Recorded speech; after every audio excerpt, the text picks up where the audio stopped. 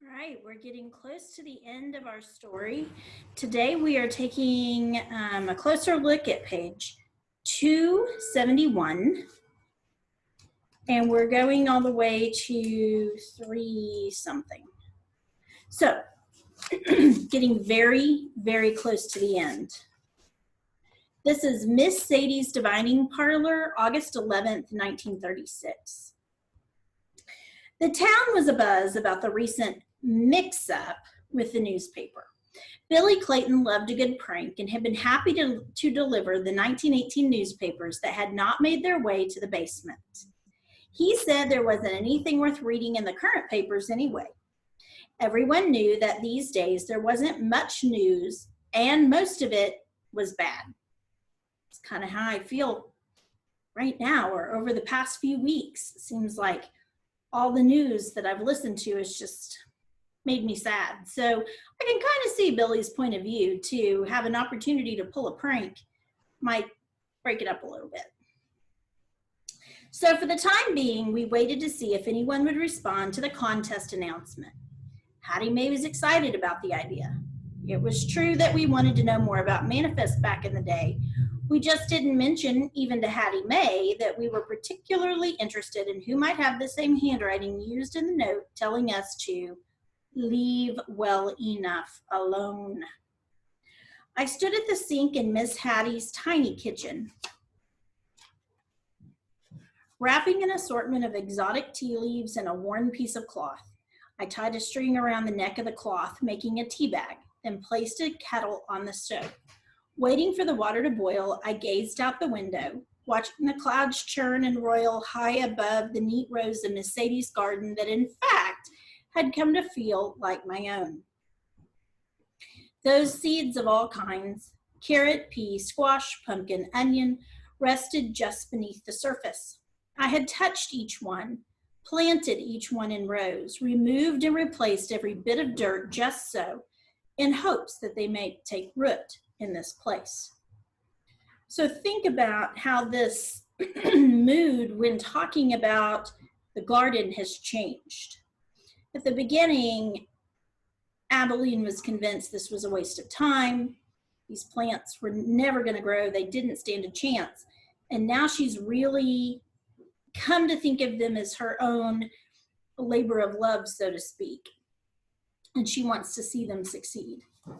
Those seeds, my seeds, maybe they were wondering, as I was, if this would be the day rain would come. Okay, we have an example of personification here. You can go and underline, maybe they were wondering, as I was, if this would be the day rain would come. Obviously, the seeds can't form thoughts, but she's giving them the human quality of being able to think, to show how desperate everyone and everything was for rain. I looked at the shed, still locked and dark, as the kettle heated for the tea. I found myself wondering if this would be the day Miss Sadie would tell me what had been brewing inside her. Then I felt her presence behind me. There was less idle talk each time I came. It was as if she had fewer words in her than the ones she had, and the ones she had were the story. I pulled a stool over to her, and she rested herself on it, leaning an elbow on the cabinet. There was plenty I wanted to ask her. I wanted a conclusion to the story. I wanted to know about the skeleton key, the last remaining memento from the Lucky Bill cigar box. I wanted to know where Gideon fit into all of this, why he was never mentioned in any of her stories. But I knew from experience that Miss Sadie told the story in her own way and in her own time. I was afraid that there were parts of it still simmering in her that she might never share. In the silence of Miss Sadie's kitchen, I thought of Gideon. I wondered about his story and why he had retreated so far into himself, where I couldn't reach him. Why had a cut on my leg been such a big deal? I knew I'd gotten very sick, but I got better. I remembered the way he had looked at me. I'd just turned 12, and he said I was growing up into a young lady. True, young ladies were not often found living on the road, traveling from town to town and job to job. But wasn't it more important that we were together? I wondered where Gideon was and when he would come back, if he would come back. I think that's the first time she's let herself maybe even entertain the idea that there might be an if to that. Miss Sadie studied me trying to read my thoughts, but I kept her out. She had her secrets and I had mine. Suddenly the kettle whistled, and for the life of me, it sounded just like a train whistle blowing in the distance. Miss Sadie's voice was husky as she began. The Santa Fe steamer chugged into town 3 days early. Now we're going back in time. Day of Reckoning, September 28th, 1918. The people of Manifest emerged cautiously from their homes and headed toward the depot. When Arthur Devlin himself stepped off the first passenger car with Lester Burton and the county medical examiner in tow, they knew the quarantine was over. But how? Devlin gestured broadly. You see, Dr. Haskell, they're in fine health, wouldn't you say? Dr. Haskell pushed his glasses up on his nose and squinted at the lot before him. Shady, Hadley, Mama Santoni, Mrs. Larkin, and others. Well, in order to end an official quarantine, I'll need to examine them, and as soon as you pronounce my minors of sound mind and body, I'll expect them back to work within the hour. Devlin made a show of brushing off unseen dust from his suit. Eudora, this must have been an awful experience for you.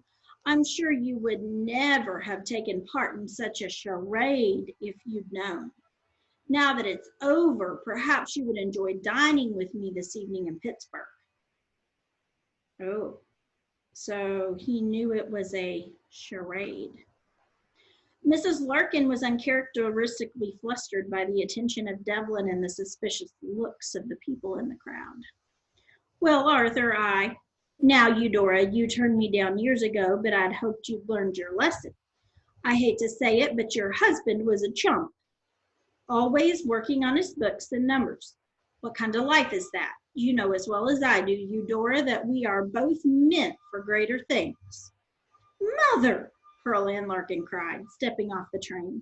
She rushed up, throwing her arms around her mother. Manifest has been all the talk at Kansas University. When I found out they were letting trains back in, I rushed straight home. Devlin was disgruntled by the interruption, but took Mrs. Larkin's hand and kissed it. I see you are occupied. Perhaps another time. Devlin ordered double shifts for all the mine workers. No exceptions or you'd be fired. He's trying to make up for lost time. Of course, this meant that production of the elixir stopped. Dozens of full bottles remained in the abandoned mine shaft because no one could get away to sell them. Sheriff Dean kept one eye on Shady, but kept the other one on Jinx, like a cat waiting for a mouse to steal a piece of cheese so he could devour both at once. On October 1st, the day of reckoning, found a ragtag band holed up in Shady's place. Shady, Jinx, Donald McGregor, and Hadley Gillen, along with Castillo Matenopoulos, Olaf Ackerson, and Casimir Cybulskis. Mrs. Larkin, who liked to have her nose in everything, was conspicuously absent. Those present all stared at the wad of cash splayed out on the bar. All for nothing, said Donald. There's a rat in this town who's been feeding information to Burton and Devlin, and I say it's high time we found out who it is. We'd all like to know, said Shady. Right now we got bigger problems. Hadley counted the money first, then Shady, and finally Donald. No matter who counted, it always added up to $740. Now they needed $1,000. They stared at the money as if they could mentally conjure up another $260 before the court hearing at noon. Then they heard a car pull up. In one swift movement, Shady pulled a lever, and the portion of the bar with the money sank and was covered by an identical shiny piece of wood, which blended in perfectly with the rest of the bar top.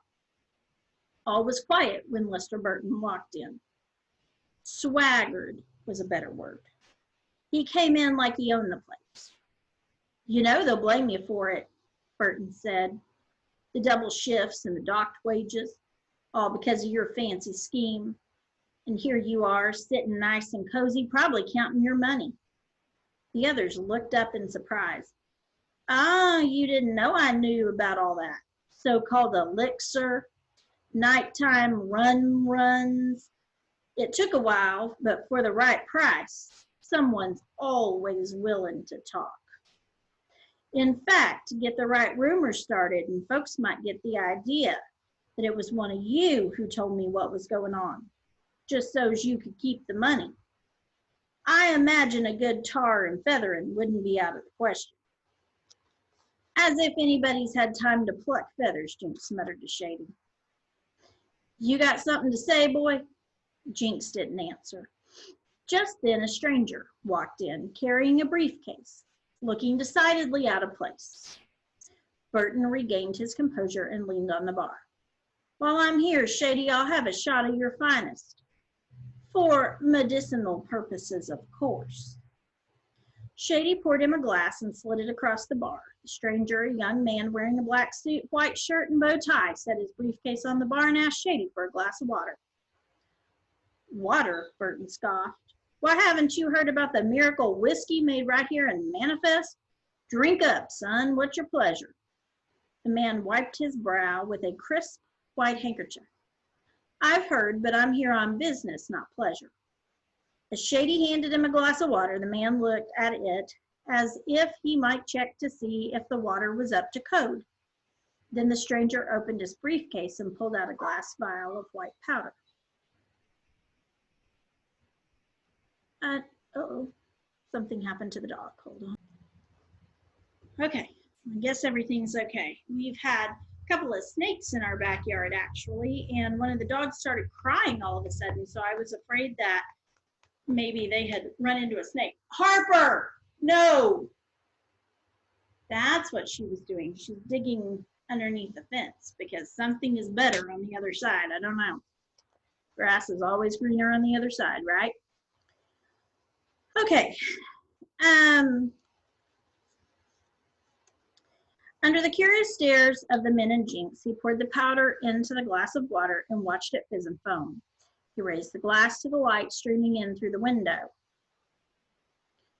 giving it his full attention. He pulled a small notepad from his jacket pocket and jotted down some notation, all the while looking back and forth from the pad to the glass of water. Where do you get your water? He asked Shady with an air of authority. Who's asking? Shady countered with a bootlegger's dose of suspicion. From the spring just 50 yards west of here, isn't that correct? Now Shady was unnerved. If the stranger had already been to the spring, he'd been uncomfortably close to the whiskey barn. They had planned to take down the stills before the quarantine ended, but hadn't got the chance. That's the one. Harper, come here. Burton looked at the man with great interest. What kind of business might you be in, son? Government. The answer was curt, as if he didn't need to explain himself to the likes of Lester Burton. Well, before you go poking around these parts anymore, I think we need a little more information. Then perhaps you should take it up with the State Board of Health. Word has gotten all the way to Topeka that there's something very interesting about this water. He poured a small amount of water from the glass into the empty vial and replaced the rubber stopper. Again, he held up the vial to the light, giving it a flick with his finger. He studied the cloudy water and made another notation in his little book. The stranger mused, very interesting. What's very interesting? Asked Burton. Is there a mine near here? A vein of some metal ore? Yeah, just a little further west than the spring. That would explain a great deal. I hear you've had a lot of sick folks in this region whose conditions improved.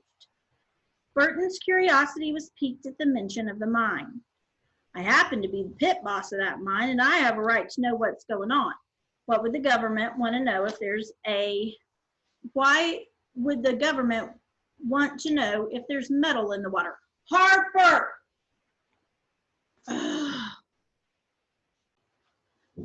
Okay, well, Harper got put in the house because she is continuing to try to dig her way out.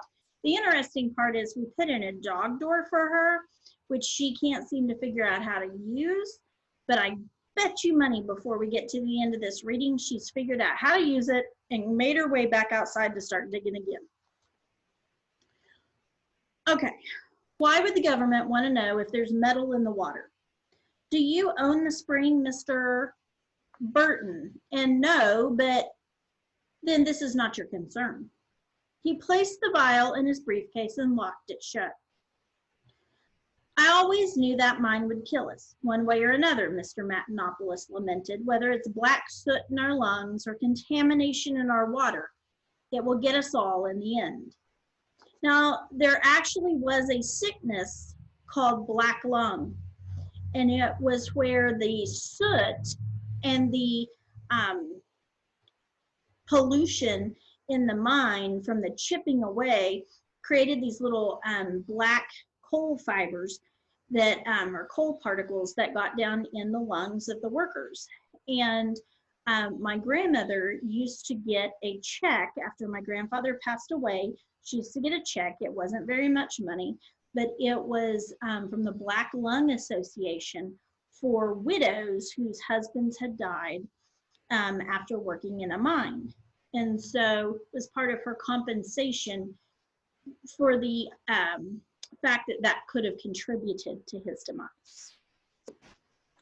So whether it's the black soot in our lungs or contamination in our water, it will get us all in the end.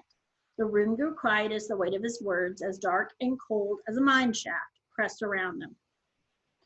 Mr. Matenopoulos and the others were consumed by their gloom, and Burton seemed to be the only one to notice as the young man drank half the glass of cloudy water. Now what? Burton asked. Now, the man tore out a page of his notebook, placed it into a brown envelope, and slid it into an inside pocket of his jacket. I have some very important information to deliver at the courthouse. He laid his suit coat over his arm and lifted the glass of water in salute. Good day. Burton lowered his voice so the others in the bar couldn't hear. Now hold on there, son. There's no need to be so standoffish. Smart young fellow like you wouldn't drink that water if there was something wrong with it. He spoke with a smile. No, my guess is there's something special about this here water. Is this something like those healing springs in Arkansas and Colorado where people come from all over to buy the stuff? Healing water, they call it? Well, I can't speak to that, Mr. Burton. I've never been to any of those places. Then he drank the rest of the cloudy water in one long gulp. All I can say is I'm feeling better already, and that's a fact. He placed the glass on the bar, winked at Burton, and was gone. Judge Carlson rapped his gavel. This court will now come to order. The crowded courtroom grew still. The monthly court date was always a well-attended event, and it provided citizens with a forum to settle disputes, conduct all manner of legal transactions, and hold public auction. That day's session, however, was jam-packed. The whole local cast of characters was present. Lester Burton sat in the front row, smiling and confident, while Shady and Jinx sat across the aisle. Arthur Devlin sat a few rows back, holding his gold-tipped cane and stretching one leg into the aisle. The man from the State Board of Health had himself wedged into the second row, briefcase on his lap, with the still pregnant Mrs. Cybulskis on his left and Hattie May on his right. Even Sister Redempta slipped in the back door and stood to the left side of the courtroom while the Hungarian woman stood to the right. Hattie May, pen and paper in hand, was prepared to record all the who's, what's, whys, whens, and wheres, and so tried not to notice the handsome man sitting beside her. He, on the other hand, made no attempt to avoid noticing her. We have a full slate today, ladies and gentlemen, so let's keep things moving. Judge Carlson peered through his half glasses at the schedule, as if he wasn't fully aware of the item at the top of the list. First off, we have, Your Honor, Mrs. Larkin interrupted from the jury box, which was being used for extra seating. There is a matter of some urgency that I insist be dealt with immediately. She stood. It has come to my attention that Shady Howard has been producing illegal substances on public property. Half the courtroom glared at her. As often as she'd been seen making telephone calls from the post office and frequenting the telegraph machine, funneling who knew what information to Arthur Devlin, they still couldn't believe she would take this opportunity to knock Shady's legs out from under him. So they think she is the mole. Mrs. Larkin, Judge Carlson rubbed his forehead as if this was going to be the beginning of a very long afternoon. I assure you we will address your grievance, but the first item on the agenda is the settlement of the Widow Kane's property. Mrs. Larkin sat down, holding her tongue for the time being. Judge Carlson continued, as stated, the Township of Manifest has the first rights to the land upon payment of back taxes and the land fee in the amount of $1,000. Shady stood and spoke for the group. Your Honor, we are a little short of the $1,000 and are requesting an extension to raise the remaining funds. The Honorable Judge Carlson is just that, honorable. He was one of the few authorities around who was not in the back pocket of Arthur Devlin. He would come down on the side of the law, wherever that happened to fall. But his voice couldn't hide the weight of what he was about to say. Judge Carlson shook his head. I'm sorry, Shady. The statute is clear. As of October 1st, if the town doesn't buy the land, it becomes available for public sale. But Your Honor, we can pay the portion we have now when Lester Burton stood. Your Honor, these shysters have been deceiving everyone long enough. Producing illegal alcohol or their so-called elixir to raise funds to buy the land. I'd say it's time to put that land up for sale. Judge Carlson's gavel wavered for a moment. Very well, let's get on with it. Since the township cannot make payment in full at this time, in accordance with public statute, the aforementioned tract of land is now open for public bids. Lester Burton looked around the room to find anyone to bid against him. The court remained still. Your Honor, since there is no stipulation that the land be sold in one piece, I'd like to first bid on the section, including the spring from the tracks to the stream. The room ignited with a buzz of murmuring voices. Judge Carlson banged his gavel.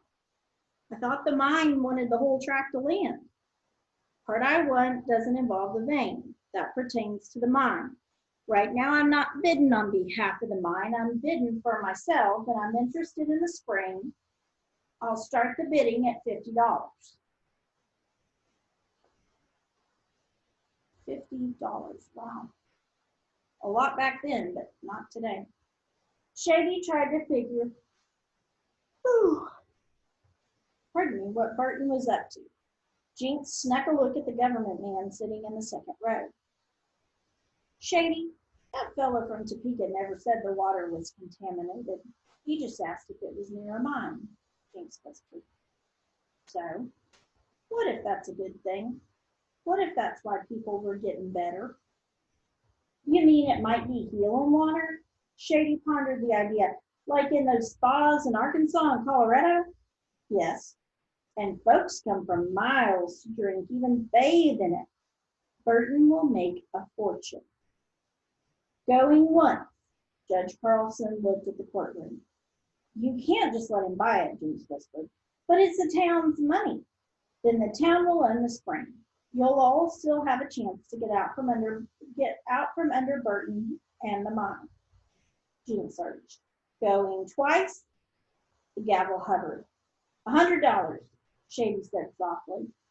What's that? Judge Carlson asked, trying to find the source of the bid. Shady stood. $100. Burton turned to Shady. I don't think you want to do that, Shady. I think I do. $200, Burton counterbid. $300. The bidding went back and forth, $100 at a time, until it reached $700. That was when Lester Burton knew he was getting close. It was Shady's bid, $720. $730. Shady's hands were trembling. He looked like he'd have paid $700 for one stiff drink just to take the edge off. $740. The courtroom was silent, as if there was not a breath left. Everyone knew he had done all he could, and everyone knew it wasn't enough. $741. Burton waited for the counterbid that wouldn't come. Judge Carlson raised his gavel like a man ready to put a dying animal out of his misery. Going once, going twice, sold. He rapped his gavel lightly. Mr. Burton, if you'll sign the papers with the county clerk, we'll move on to the rest of the Widow Kane's property. Burton whipped out a pen and signed the papers with a smirk. Your Honor, it was Mrs. Larkin again about that property. Yes, I know, Mrs. Larkin, Judge Carlson said. I assure you we will address your matter in due time. Now please be seated. But, Your Honor, Mrs. Larkin stepped out of the jury box. As my husband, the late Eugene Larkin, was the county appraiser, I have access to his maps relating to public and private land use in this county. The land just purchased by Mr. Burton. Without asking to approach the bench, Mrs. Larkin whipped out a map and unrolled it on Judge Carlson's desk. See here? It's the northeast corner. Yes, I see. However, where Shady makes his alleged concoctions doesn't change the fact that this land is now up for public sale. So if you'll return to your seat. Oh, but it does, Your Honor, Mrs. Larkin argued. You see, now that Mr. Burton has purchased that section of land, it reduces the amount of land that has back taxes due. And actually now Mr. Burton owes an amount in back taxes. A host of mystified stares focused on Mrs. Larkin. Even Judge Carlson was at first unable to respond. So they had a section of land. Well, Lester Burton has bought the part with the spring on it. Well, now, because he's bought that, the town had to come up with $1,000 in back taxes for this whole piece of land. Well, now Lester Burton's bought that part, and he owes the back taxes on that part. So now the town could buy this part and just pay those back taxes, for which they might have enough. So they kind of beat him at his own game. Actually, wait, Lester Burton recovered. What difference does that make? They still don't have enough. So let's go on with the sale. He was clearly rattled by his nearly devastating mistake. Mrs. Larkin continued. Actually, Your Honor, there's more. Oh, of course there is. Judge Carlson sat back and crossed his arms.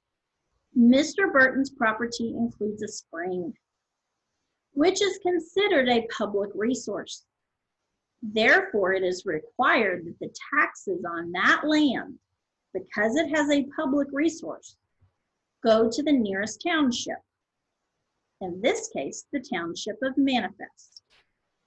Meaning, Judge Carlson asked, growing genuinely interested, meaning that if, in fact, the town of Manifest has raised $740 by whatever flagrant and nefarious means, she looked over her glasses at Shady and Jinx. Due to Mr. Burton's purchase of the spring, they now have the money to buy the rest of the Widow Kane's property, with $8 left over. The county clerk can verify. She handed the map and calculations to the clerk. This is preposterous, Burton spluttered. They had their chance to buy the property. Now it's up for public sale. Arthur Devlin rose from his seat, his puppy face splotchy with rage. Sit down, Burton, he roared. You've done enough to botch this affair. I bid $5,000 on the rest of the property, Carlson. Let's get this thing over with. Mr. Devlin, Judge Carlson leaned forward, his voice even. With all this hubbub, I think you might be a bit confused. You see, we are not in your mind. You are in my courtroom. and you may refer to me as Judge or Your Honor. I wonder if Arthur Devlin's ever been spoken to like that. Arthur Devlin's eyes narrowed and he plopped himself back into his seat. Now, Judge Carlson lowered his spectacles. You should recall that the first step of this process is not an auction. The statute clearly states that the township of Manifest has the first right to the land in question, as long as they can pay the back taxes and land fees by October 1st. Then and only then is the land put up for public auction. Mr. Devlin, according to my calendar, it is still October 1st. And if everything Mrs. Larkin said checks out, he glanced at the county clerk, who gave him a nod. Then since your own Mr. Burton has graciously provided the township of Manifest with some unexpected money, by law, they're still allowed to acquire the remaining land, which includes the vein. So again, they had this whole plot of land. They were $260 short of paying the back taxes on this land to buy it all. So they decided to put it up for sale, but Burton stepped in and said, hey, I want to talk about this part with the spring first, and I want to buy it. And he outbid Shady for it. Well, then Mrs. Larkin steps up and says, well, now he owes taxes on this land that go to the city of Manifest or the township of Manifest. Add that to what they already had. Now they have enough money to buy this. So really, by Lester Burton buying that partial strip, he's not only helped the city of Manifest or the town of Manifest, but he's completely destroyed his boss, Arthur Devlin's opportunity to get the land. Now, Arthur Devlin tried to say, Judge, let's just get this over with. I'll give you $5,000. But the judge said, first of all, that's not how you speak to me. Second of all, it's not about how much you can pay. The city has the first right. Okay.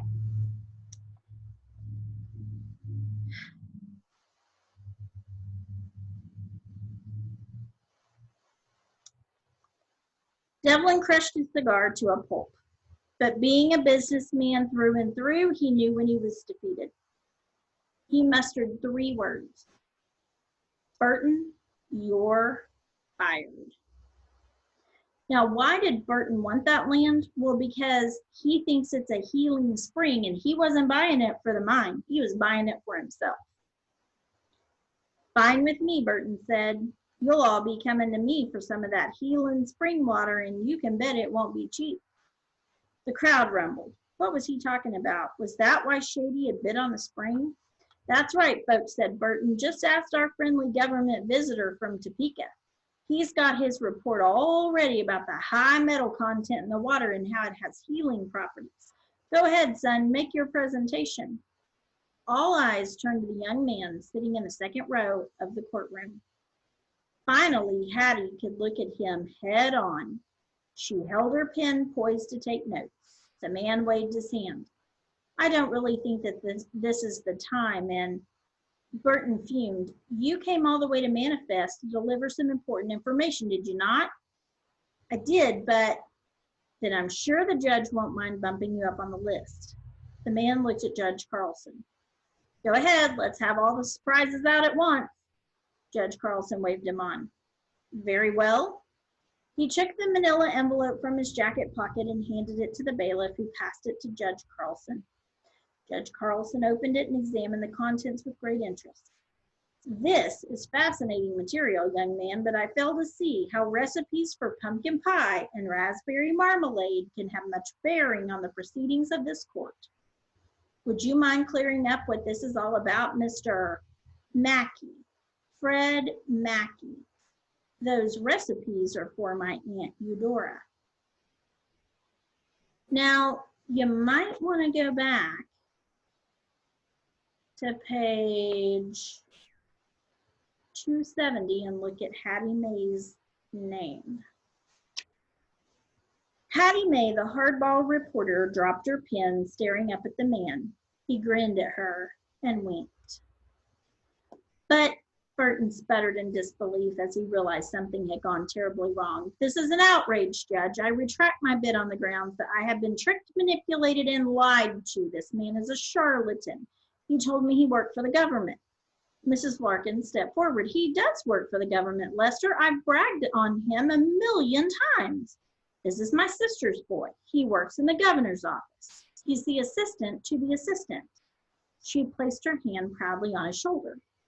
"But the water," Burton continued. "You checked the water, you made it fizz, and then you drank it. It was healing water." Fred Mackey's eyebrows went up. "That powder? Oh, that was just seltzer powder. I've got a sensitive stomach." He gave a sideways glance at Jinx. Okay, so the government man walks in, puts some stuff in the water, sees it fizz up, asks if there's metal in it, asks if it's near a mine. Lester Burton overhears all this. Then he drinks the water. Then at the end, Lester Burton says, "Is that spring some kind of healing water?" And he goes, "Well, I feel better already." Well, he had put like what we would call Alka-Seltzer in it. He had put a digestion aid in the water. It makes it bubble up. It's kind of like if my stomach is upset or I have heartburn and I drink some fizzy water, like some carbonated water, it helps settle it down. Well, before they really made carbonated water in cans, you would carry around these little tablets. You drop them into regular water, it would fizz it up. It would help settle your stomach. So this is the ultimate con. He comes into town, he says he's with the government. He never said he was there to check the water. He just said he wanted a glass of water. He kind of let Burton draw his own conclusions. And Burton came to the conclusion by filling in a lot of blanks on his own that, hey, this is healing water. I'm going to pay a bunch of money for it, blah, blah, blah, blah.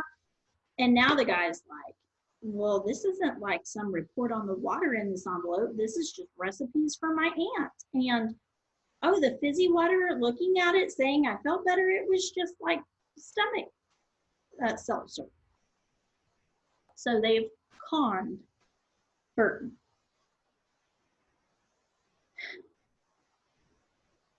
Eudora Larkin spoke up in his defense.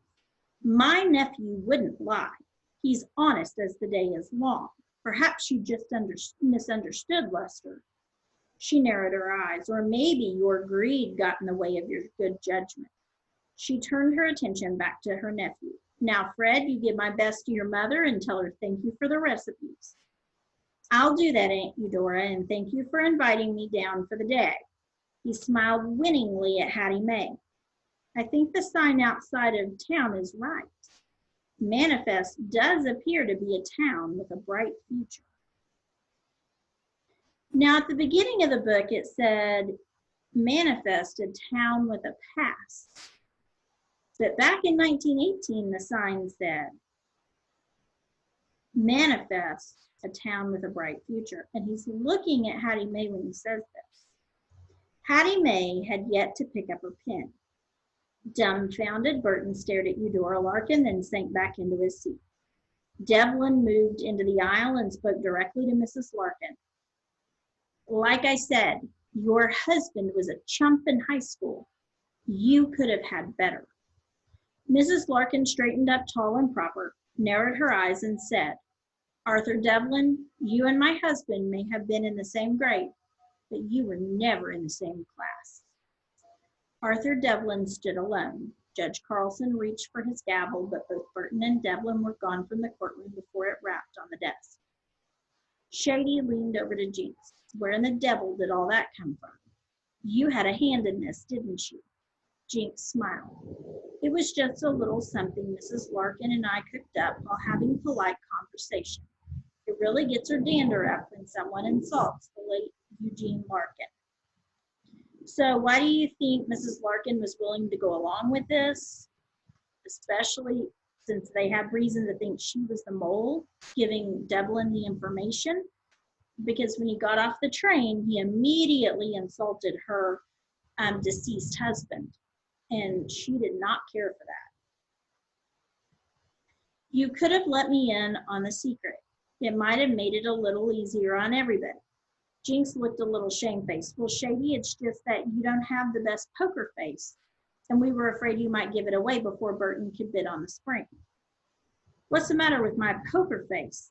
Judge Carlson rapped the gavel again and rubbed his temples. If we ever get through this day, it will be a miracle. What say you, Shady? Still interested in buying the aforementioned land belonging to the late widow Kane? Shady stood, trying to keep his hat steady in his hands. Your Honor, I can't say I understand all that just happened here. He stared at Mrs. Larkin as if she had suddenly become someone else. But if we have enough money, we'd still like the land. And do you speak for the township of Manifest? Shady looked around the room. One by one they stood, Donald McGregor, Hadley Gillen, Mama Santoni, the Ackersons and the Cybulskis, Mr. Matenopoulos, and Mr. Kufer, Velma T, and Hattie Mae, Mrs. Larkin, and the rest of the courtroom. Finally, Shady answered, No, Your Honor, I think the town of Manifest speaks for itself. Hattie Mae, News Auxiliary, October 2nd, 1918. What a turn of events we had yesterday at the courthouse. I won't go into detail summing it up because I think nearly every citizen in Manifest was there to see it for himself. However, much has taken place since then. This reporter was present at the first meeting of the newly formed Manifest Township Committee, on which a member of each fraternal organization holds a seat. So now they have a committee, and someone from every ethnic group owns a seat to come together. Maybe they learned that working together, they could accomplish more than staying to themselves. Their first item of business involved Arthur Devlin, hat in hand, negotiating new working codes and payment arrangements for the mine workers in exchange for access to the vein running under the town's land. It was a proud and moving day for all present. So they accomplished what they wanted. They now own the land that had the vein, so he had to give them better working conditions, better pay for them to let him continue mining it. I'm also pleased to announce the plans for our first annual Manifest Homecoming celebration. The festivities will take place on Sunday, 3 weeks hence, on the newly acquired property formerly belonging to the widow Kane, springs and all. Some of you may not know that after Lester Burton realized he'd be paying some hefty taxes on plain old spring water, he accepted an offer from the town to buy a spring at a fraction of the price he paid for it. The various fraternal organizations are working together to beautify the area around the spring with flower beds and benches and are building a special fountain so that all might come and partake. Even though the water's not been proven to contain any special properties, it was used in the elixir that seems to have helped many people overcome the sickness still plaguing so many outside Manifest. Maybe it's healing water after all. As for news from abroad, I had tea and cookies yesterday at Koski's Diner with Mr. Fred Mackey on a purely professional basis, and he said that at the Capitol building in Topeka, where he is the assistant to the assistant, there is much talk of armistice and a possible end of the war in Europe. Who knows, maybe our young men in arms are closer to the homecoming we have all been praying for. Remember, for all the who's, what's, whys, whens, and wheres you don't even know you need to know. Turn to Hattie Mae Harper, reporter about town. So now she's gone out to meet Mr. Fred Mackey. And if you went back and looked at her name, it's now Hattie Mae Mackey. So you can put those pieces together. Okay, the last thing we're going to read today, the letter from Private Ned Gillen. Mont Blanc, October 4th, 1918. Dear Jinx, what's doing in Manifest, kid? Big orange harvest moon in your piece of sky yet? Rainy here lately, sky is cloudy with the cold that's been settling in on us at night. I'm figuring it's October, though I've lost track of the days. We've had a rough go of it lately. Our regiment is down to about half strength.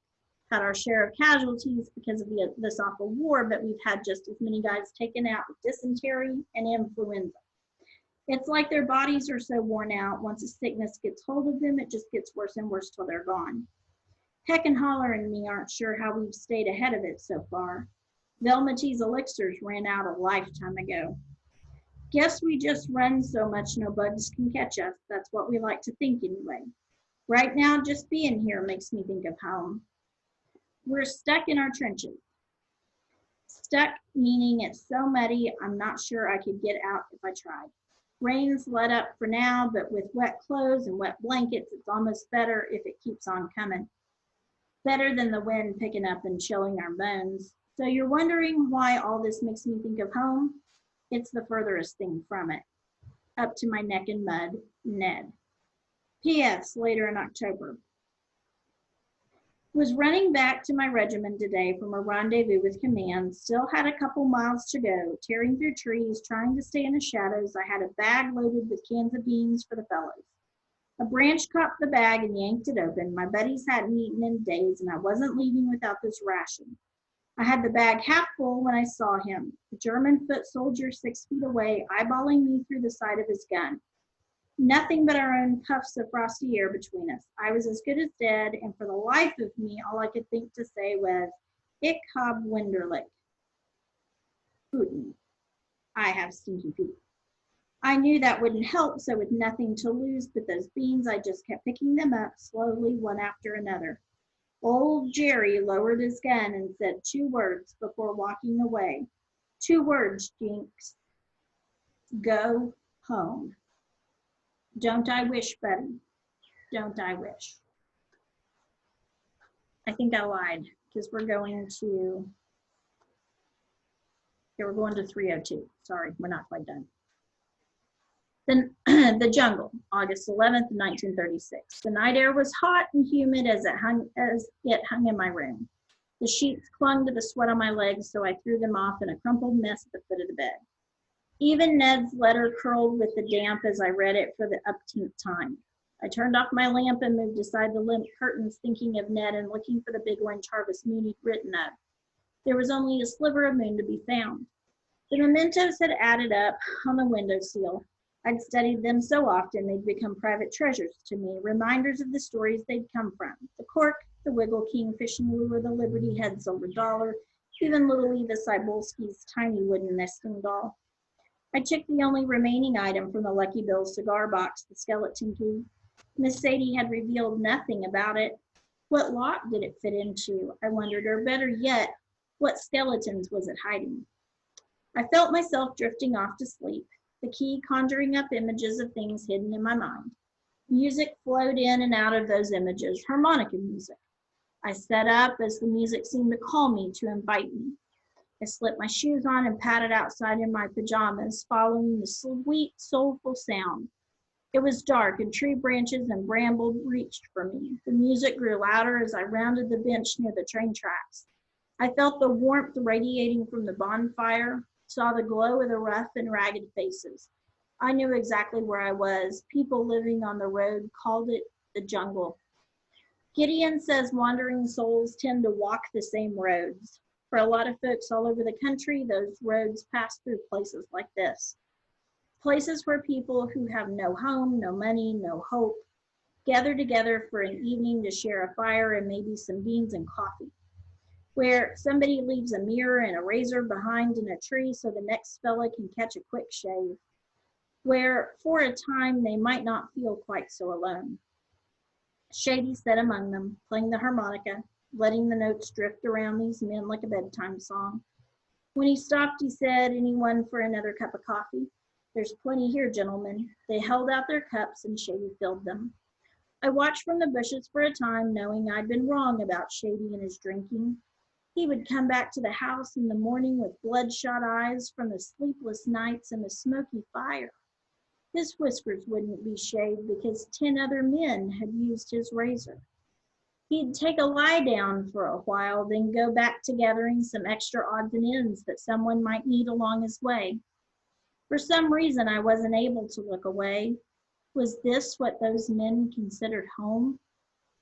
Eventually, I made my way back to Shady's place and once more looked out at the silver moon, thinking again about Ned's letter. His cold nights in the trenches, wet and lonely. His talk of home. I thought of Gideon and wondered where he was tonight. Was he hunkered down with a few men by a fire? Was he eating a warm meal of beans and coffee? Was he thinking of me? Don't I wish, Betty? Don't I wish? Okay, these are the Remember Whens. The response to the Remember When contest was better than we'd expected. Folks from all around town turned in their remembrances written out on notepaper, receipts, napkins, even toilet paper. It seemed everyone had a funny anecdote to share or a touching memory of a loved one. Hattie Mae said that since the contest was our idea, we should help judge the entries. So Letty, Ruth Ann, and I huddled together in the mailroom of the Manifest Herald, poring over letter after letter. Often so caught up in the stories that we forget to study the handwriting and have to look over a stack again. Hattie Mae printed as many as she could in the paper before the winner would be announced. Remember When. You could watch Mary Pickford, Douglas Fairbanks, and Charlie Chaplin in a moving picture show at the Empire Nickelodeon for a nickel. Mama Santoni played the organ, and during the Eyes of the Mummy, she got me so anxious with her scary music, I spilled my lemon fizz, and everyone thought I wet my pants. Rosa Santoni McIntyre. Mr. Devlin was the first person in town to buy a Model T Ford, and a week later, Mrs. Devlin, on her way home from the Women's Temperance League tea, drove that tin Lizzie into Bonner Lake. That must have been some tea. Andre Matenopoulos. We kids used to march around town singing Tramp, Tramp, Tramp. The boys are marching. I spy Kaiser at the door. We'll get a lemon pie and we'll squish it in his eye and there won't be any Kaiser anymore. Stucky Sabolskis. Remember when the Bone Dry Bill was passed outlawing all alcohol in Kansas? Most of us didn't remember it then either. Anonymous. Remember when Sister Redempta delivered 3 babies in one day? I was baby number 3. I hope she's ready when my baby comes next March. Betty Lou Carlson, Maves. Mr. Underhill made a tombstone for Pokey Nesh, milkman.